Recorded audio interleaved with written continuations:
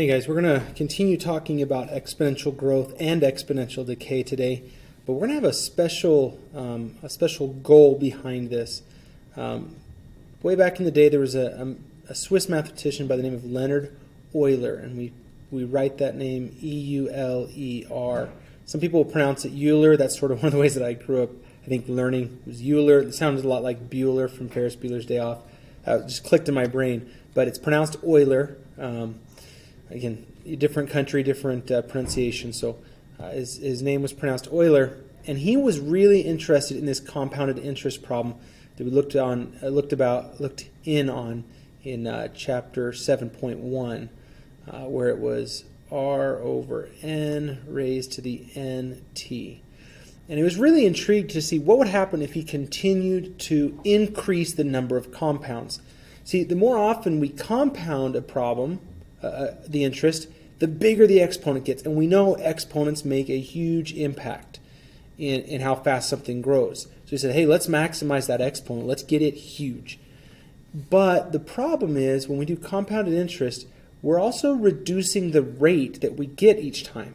So if you think about it this way, if you said you wanted to compound 100%, right? You're going to give someone 100% interest, but you do it 100 times in a year. That means each time you do the interest, you're only going to give them 1% of the interest that they've accrued so far. Now that's still going to be better than giving them the interest one time at 100%. Doing it 100 times, you'll get little tiny pieces each time, but over time you will get more. But it doesn't grow the way that we might naturally think. It's not going to get exponentially large. There's this holdback. And what Euler did was he played around a lot with the idea of letting n get as close to infinity as he could feasibly do it. I did a calculus approach. We take a limit as n approaches infinity. And he found that a certain number started to pop up. This number we commonly refer to as Eulers number, or the natural base, and we use a little e to represent it. It's roughly 2.718. And it goes on, like pi, as an irrational number that extends forever. Well, it turns out that makes this equation much easier to simplify if we're doing compounded interest. Okay, we're going to compound, but instead of compounding once a year or twice a year, we're going to do it continuously. Okay, that's the phrase that we're going to use to say essentially that n has become infinity. When that happens, our formula becomes a little bit simpler to look at. A equals P times Euler's number, E, raised, I'm going to use an exponent key here, to the rate times the time. Now the rate still has to be done as a decimal, and time, of course, is still in years. But this is a simpler, easier equation to work with. But this E shows up all over the place. It's also called the natural base because it solves a lot of problems and growth and decay problems in the natural world. It is really a basis for how we measure most exponential growth and decay. Most things don't just double over time.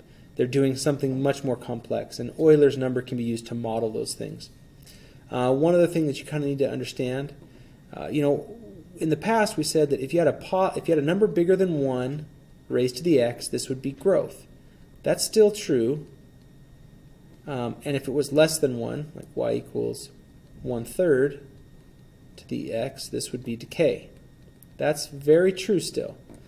When we work with e and we write something like y equals e to the x, we have to remember that means Euler's number 2.718 to the x, and because that's greater than 1, we would still consider that growth. Well, does that mean that every Euler's number problem is going to be growth? The answer is no. The way we get a decay problem using Euler's number is using negative exponents. And the reason that is because a negative exponent creates a reciprocation of our number. So that negative exponent is going to flip the e into a 1 over e. Just if you had 2 to the negative 1, same as 1/2. We flip it. Well, this makes it 1 over 2.718 raised to the second. And this number right here is less than 1, therefore it's decay. So when we're looking at exponential growth and decay problems where Euler's number is our base, all we really have to look at is the exponent to tell whether it's growth or decay. Everything else we're doing today is pretty much just rehashing stuff that we've covered in 7.1, 7.2. So let me know what questions you have, but we'll see you in class. Thanks.